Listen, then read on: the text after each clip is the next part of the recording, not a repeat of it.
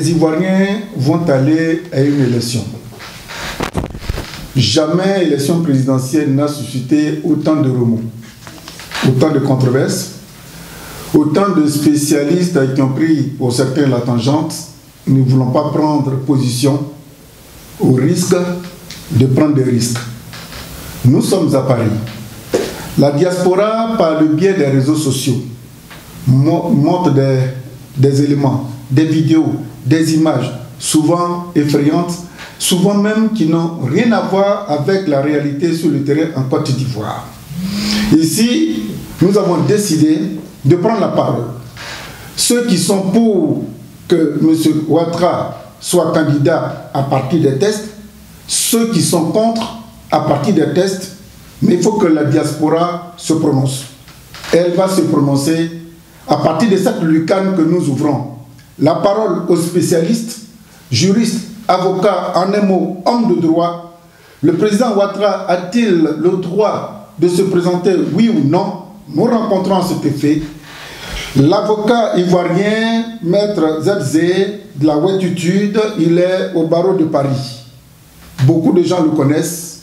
Il va se présenter légèrement et nous allons mettre le pied dans le plat. Maître, bonjour. Bonjour, je suis en effet maître Zedzé, avocat, et merci de me donner l'opportunité de me prononcer sur cette problématique, candidature ou pas, de celui qui a déjà mangé 2 mandats dans notre République, la Côte d'Ivoire. Alors, on va rapidement, mais avant, maître, quel regard vous portez sur les manifestations qui se déroulent en ce moment en Côte d'Ivoire par rapport à ce oui et à ce non, où on déplore mort d'hommes, dégâts importants? Je déplore les violences qui sont faites aux manifestants pacifiques, d'autant que ces manifestants sont des manifestants aux mains nues et à qui on envoie des loupards, des microbes comme cela s'appelle là-bas, et des enfants dont un ministre de la République a dit qu'il faut les appeler des enfants en conflit avec la loi. Quand on est en conflit avec la loi, normalement, on a sa place en prison. Eh bien, ce sont ces enfants-là, ces jeunes gens, et des supplétifs de Dozo venus de la sous-région, des non-ivoiriens, ou certains FRC que l'on envoie dans la rue pour violenter les Ivoiriens civils qui manifestent leur désapprobation de la 3e candidature du sieur Ouattara. Bien. Alors, maître, il y a des lieux symboliques où ces manifestations se déroulent. Daoukro, qui est la ville de M. Bédié, candidat, Bonoa, qui est la ville de Mme Simone Babo, et Gagnoua, on vient de nous annoncer que ce matin, il y a eu un mort à Gagnoua, symbolique. Comment vous traduisez cela?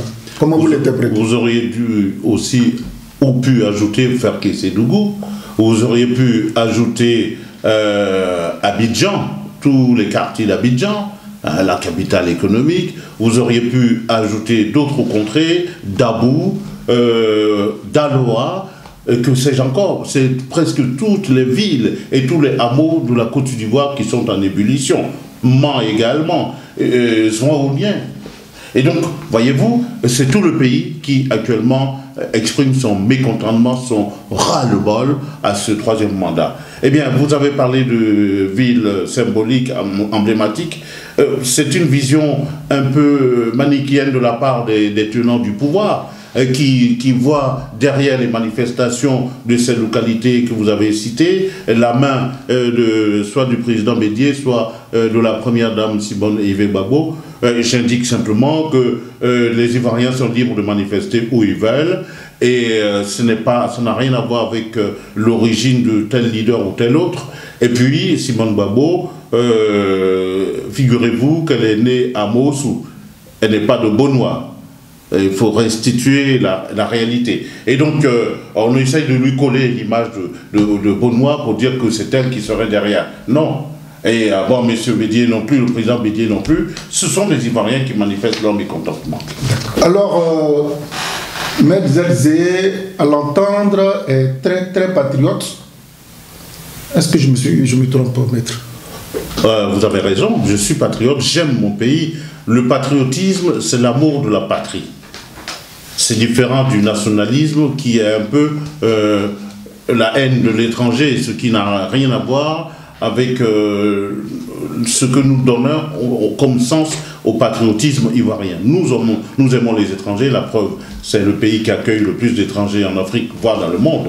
Mais nous aimons notre patrie, y compris les étrangers avec. D'accord. Alors, le 7 août dernier, lors de son adresse à la nation ivoirienne, contre toute attente, le président Alassane Ouattara a dit haut et fort, sur un ton, je dirais, avertisseur, qu'il est candidat.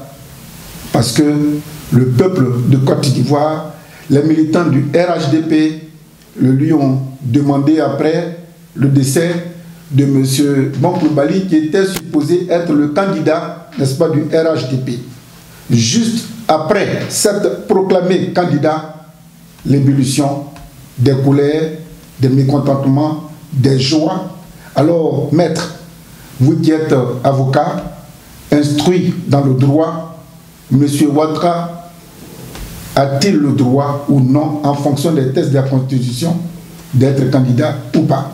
Avant de répondre sur le fond, sur la forme, vous avez dit c'était à l'occasion de son adresse à la nation. 17 août. Alors, sur la forme, ça a été une maladresse politique parce que le sieur Ouattara ne s'est pas adressé aux Ivoiriens, à la nation, il s'est plutôt adressé à ses partisans du RHDP-RDR. Il leur a demandé d'installer des panneaux géants et de le regarder faire son annonce. Il savait très bien que ce n'est pas tous les Ivoiriens qui partageraient cette vision, cette démarche. Donc c'est une démarche partisane, ce n'est pas celle d'un chef d'État. Ensuite, quelle est la motivation au fond, maintenant je touche le fond, de cette déclaration, de cette candidature? Eh bien, il a motivé sur un cas de force majeure, qui est, selon lui, la mort de son candidat Premier ministre, Bonkoulibaly. Alors, j'indique qu'en droit, la force majeure, se définit comme étant un événement imprévisible, irrésistible et extérieur à la personne. Un événement imprévisible, irrésistible et extérieur à la personne, c'est comme cela que nous définissons juridiquement le cas de force majeure. Était-il imprévisible qu'on décéda? Je ne le pense pas. Ce n'était pas imprévisible, parce qu'il était mal en point. Et on savait bien qu'il était très malade. Pourquoi l'a-t-on obligé à rentrer? Pourquoi l'a-t-on obligé à travailler, à aller au Conseil des ministres? Donc on savait bien, alors ce n'était pas imprévisible. Ce n'était pas irrésistible non plus. Et puis, en fin de compte, cette motivation de la candidature ne peut pas résister à la réalité qui est que Gon avait été utilisé comme un alibi, n'est-ce pas, pour que M. Ouattara parvienne à ses fins.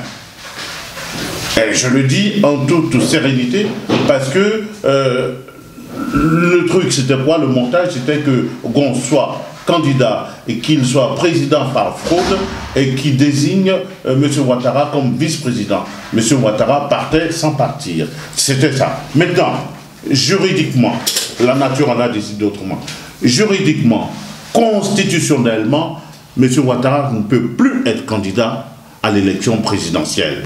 Je vais vous dire pourquoi. Cette question est tellement importante que je vais vous faire un peu de sémantique juridique et constitutionnelle. Je vais partir de deux hypothèses.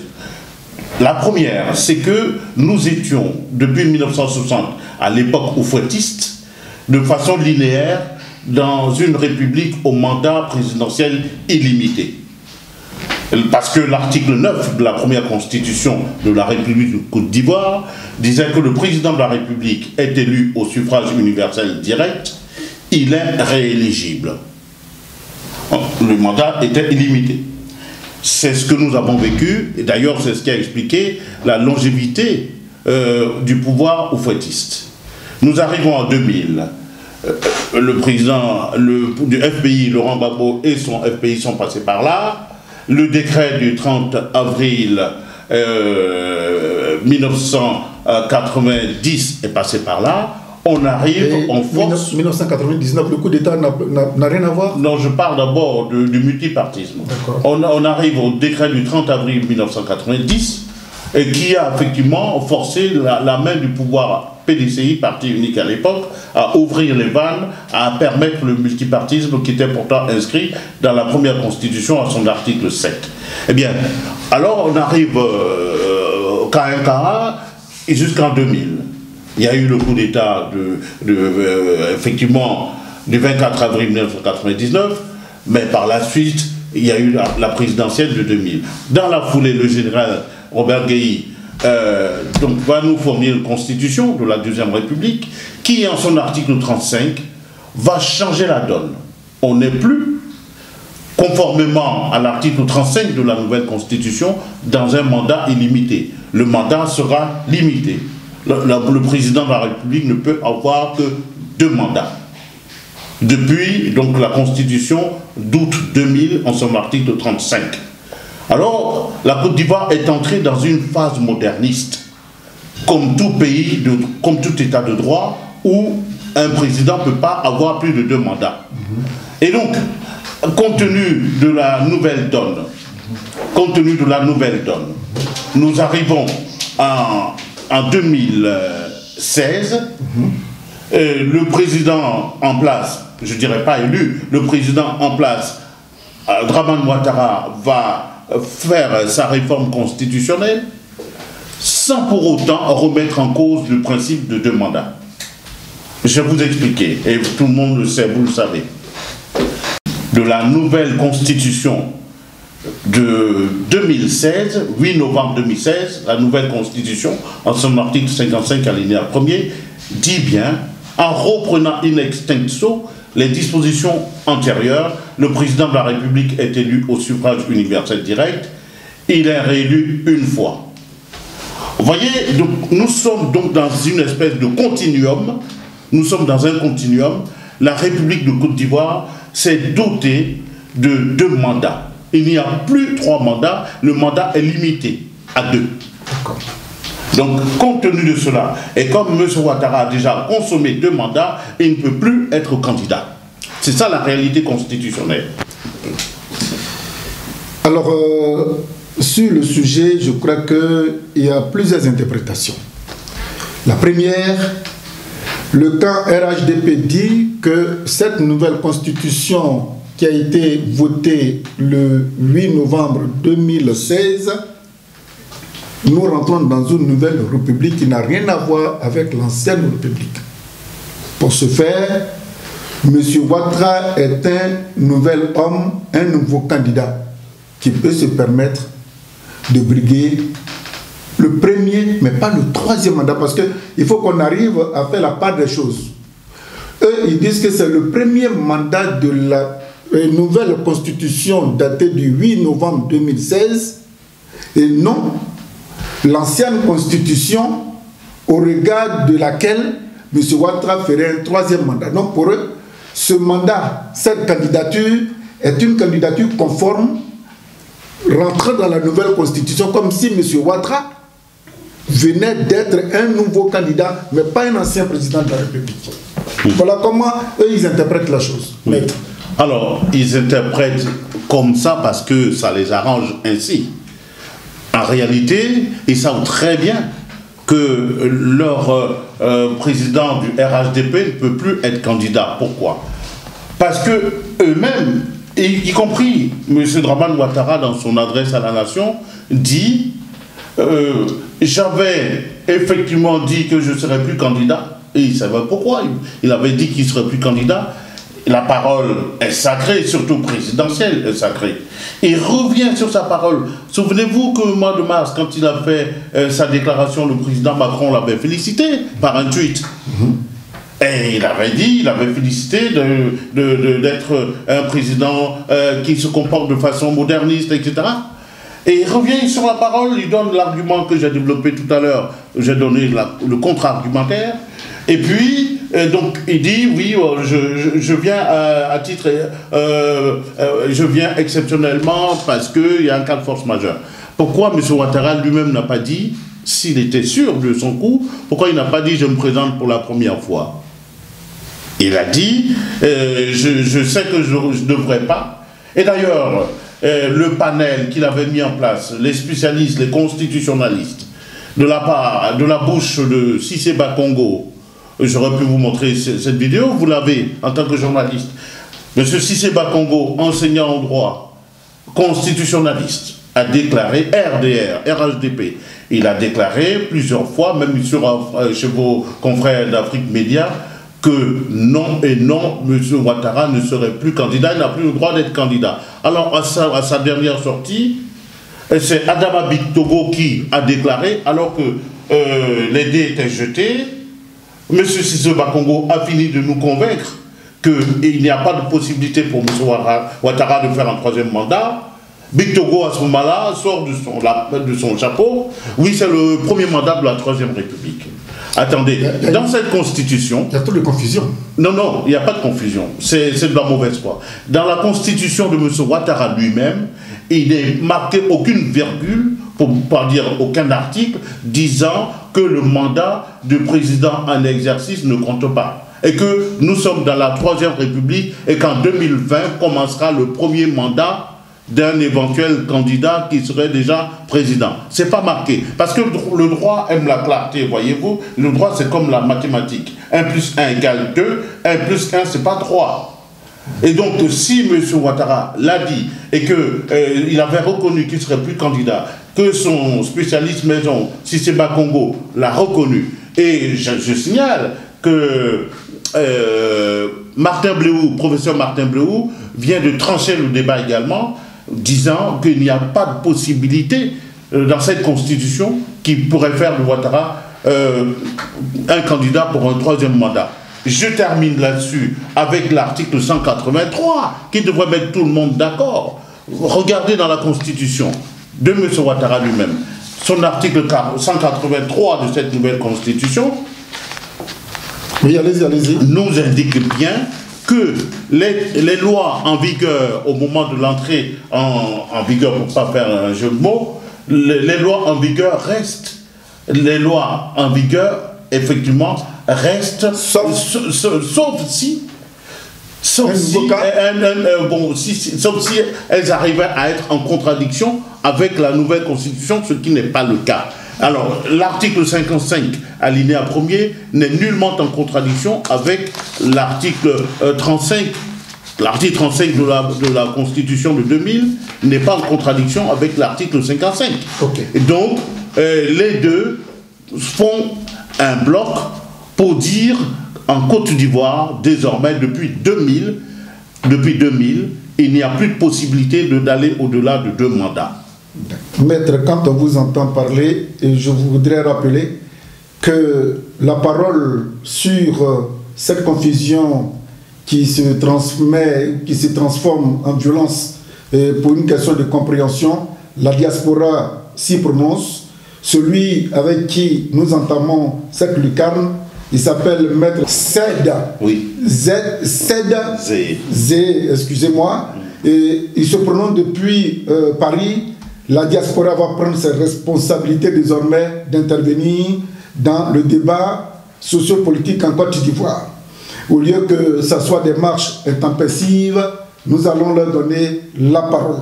Alors, Maître vient tout à l'heure de nous dire sa version des faits en s'appuyant sur les textes de loi que lui recommande la Constitution. Mais la question que tout le monde me demande de poser à Maître, quelle a été la motivation majeure pour que la Constitution soit ratifiée, modifiée ou revue?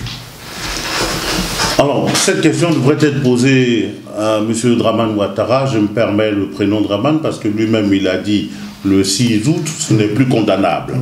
Donc, M. Dramane Ouattara, c'est pourquoi il a modifié la Constitution de 2000 sans pour autant la remettre en cause, puisque l'article 183, comme je vous dis, dit qu'il y a un continuum. Donc, en fait, ce qui a été modifié dans la nouvelle constitution, c'est la limite d'âge. Parce qu'avant, c'était 75 ans maximum. Il a fait sauter la limite d'âge parce que lui-même... Pour faire plaisir à qui? À M. Bédier? À lui-même d'abord. Cette constitution donne l'impression d'une tontine entre 3 individus. Non, attendez, je réponds d'abord. M. Ouattara, M. Bédier et puis l'apprenti Soro, qui sont perdants de cette histoire. Attendez, je finis sur la première question. M. Ouattara a 78 ans officiellement aujourd'hui. Si nous étions dans le cadre de la Constitution de 2000, il était déjà hors jeu. C'est 75 ans, date limite. Il a fait sauter ça en 2016 pour pouvoir se... on est mieux servi que par soi-même. Hein. Bon, ensuite, comme ils étaient dans le conglomérat RHDP, pas RHDP unifié parti, hein, ils étaient dans le conglomérat RDR-PDCI, et donc il allait quand même pas laisser son aîné Kouna Bédier de côté. Bon, allez, je t'arrange, tu m'arranges, je t'arrange. Je fais sauter aussi la limite d'âge parce que tu as dépassé 80 ans, comme ça tu pourras être candidat. D'ailleurs, dans leur deal, il était prévu que Henri Kouna Bédier lui succéda comme une espèce de tontine. C'est ce qui s'est dit. Voilà, c'était ce qui était prévu. Et finalement, il a floué son aîné, celui-là qui aujourd'hui est devenu son premier adversaire sur le terrain. Ça, c'était en fait la première motivation sur la limite d'âge.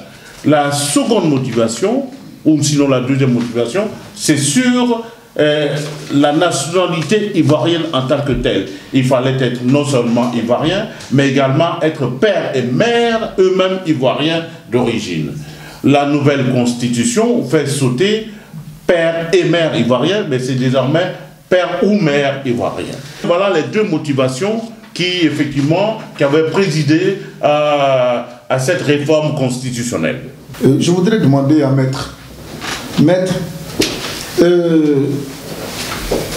lors de la fête de l'indépendance, M. Tidiane Thiam a fait une sortie solennelle qui donne beaucoup d'autres interprétations. Vous venez de dire que le est sauté dans la Constitution, être un parent ivoirien ou l'autre ne l'est pas. Comment vous avez apprécié la sortie de M. Thiam? J'avoue que j'ai été un peu choqué, comme beaucoup de compatriotes, de nos compatriotes, parce que c'est trop facile. J'aurais pu moi-même poser le drapeau orange, blanc, vert ici, au moment où vous m'interviewez, et puis c'est comme si j'incarnais une certaine légitimité.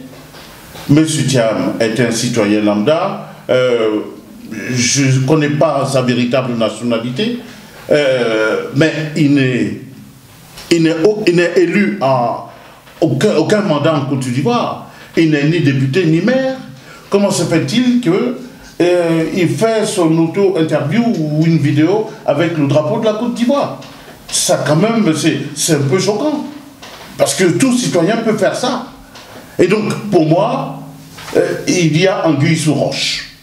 Et c'est quoi cette anguille? D'après mon analyse et mes petites recherches et mes informations que j'ai glanées ici ou là, M. Thiam serait le plan B de l'impérialisme. C'est-à-dire la France-Afrique. De la France-Afrique. Le plan B en ce sens que, ils savent que bientôt, celui qui a été le candidat de l'étranger et le président de l'étranger, Alassane Dramane Ouattara, va tomber. Il leur faut quelqu'un d'autre pour lui succéder. Et le plan B consiste à nous ramener encore un Boyer-Odian, permettez l'expression, parce que beaucoup de gens ne connaissent pas Thiam au pays. Et donc, il est sorti de la banque suisse, encore un banquier comme Dramane, on nous le ramène, et il fait cette vidéo pour dire que, et il a même dit à la fin de son petit laïus, je serai avec vous. À quel titre? Il n'est élu nulle part. Et il sera avec nous en tant que qui? Donc, c'est un plan B de la France-Afrique. Et il se murmure, dans les chancelleries d'ailleurs, comme dans les milieux journalistiques, que M. Thiam serait en train d'être positionné pour être le Premier ministre d'une certaine transition. Mais nous considérons que la transition doit être gérée par les Ivoiriens, par nous, entre nous. Et nous, on a déjà notre candidate pour la transition.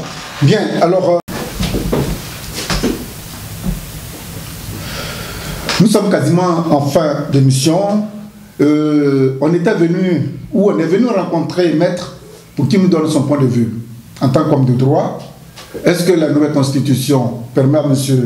Alassane Ouattara d'être candidat? Mais en tant qu'Ivoirien, on l'a poussé à donner son point de vue sur un certain nombre de préoccupations qui nous intéresseraient, en l'occurrence la déclaration et la sortie de M. Tidiane.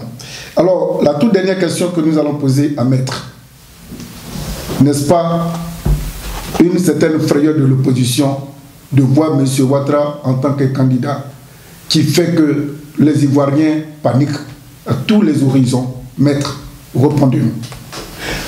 Alors, si quelqu'un panique ou quelqu'un doit paniquer en ce moment, c'est M. Ouattara lui-même. Lui qui empêche le président Laurent Gbagbo de rentrer, lui qui l'empêche d'avoir son passeport diplomatique dû à son rang en tant qu'ancien président de la République, lui qui, en exercice, avait donné un passeport diplomatique à M. Ouattara opposant, y compris à sa supposée mère, pour qu'elle vienne se soigner en France à l'époque, lui qui a fait cela, aujourd'hui acquitté, avec le ministre Blé Goudé acquitté, eh bien, le président Gbagbo n'a pas de passeport, il a fait la démarche lui-même à la chancellerie à Bruxelles, eh bien, il n'a toujours pas de passeport. Il a même demandé un passeport ordinaire, à défaut à laisser passer pour entrer dans son pays. Je suis spécialiste en droit des étrangers, droit de l'immigration. Si un étranger est sans papier, ce qui est le cas du président Laurent Gbagbo, eh bien, un sans papier, son consulat lui délivre un laissez-passer, il rentre dans son pays puisqu'il va chez lui. Il va pour un voyage sans retour, il va chez lui. Même le laissez-passer, on le lui refuse. Alors qui a peur? Entre nous, qui a peur? Et je vais vous dire, n'importe quel candidat de l'opposition, avec cette opposition d'aujourd'hui, rassemblée, unie, ferme dans ses convictions, n'importe quel candidat bat M. Ouattara. Même moi, si je suis candidat, je bats M. Ouattara. Et je vous le dis, honnêtement. Alors, c'est M. Ouattara qui a peur, qui ne veut pas que ses adversaires entrent. Et même y compris sur la liste électorale, le nom du président Gbagbo a été retiré, le nom de Blé Goudé a été retiré. C'est ça un président qui est serein? Non, il n'est pas serein du tout. C'est lui qui a peur.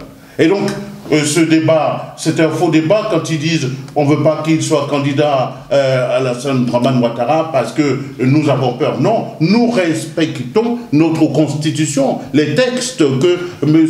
Ouattara lui-même nous a légués. Alors, s'il ne respecte même pas sa propre constitution, pourra-t-il respecter alors les résultats des urnes? On a vu en 2010, il n'a pas respecté. C'est pas en 2020 qu'il va respecter. Et il n'a pas le droit d'être candidat. Tout le débat, il est là.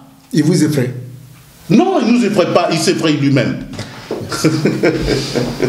Alors, nous venons d'ouvrir la lucarne. Je vous dis, sans esprit émotionnel ni partisan. Si d'autres spécialistes prouvent que M. Ouattara, en fonction et en vertu des tests de la Constitution, a le droit de se candidater, prenez contact avec nous au 06 49 36 05 58. Je répète, 06 49 36 05 58. Nous voulons vraiment aider nos compatriotes ivoiriens à être calmes, car ce n'est pas la première fois qu'une élection de ce genre se déroule en Côte d'Ivoire. Évitez les morts. Le président de la République élu, c'est pour le bien-être des Ivoiriens. Et si cela doit mourir, qui il gouvernera si une fois il est élu? C'était depuis Paris. Nous remercions notre réalisateur Honoré Didier. Remercions aussi notre invité qui, de manière très claire, vient de donner sa position. Qui dit mieux? La prochaine fois, nous sommes preneurs. Au revoir.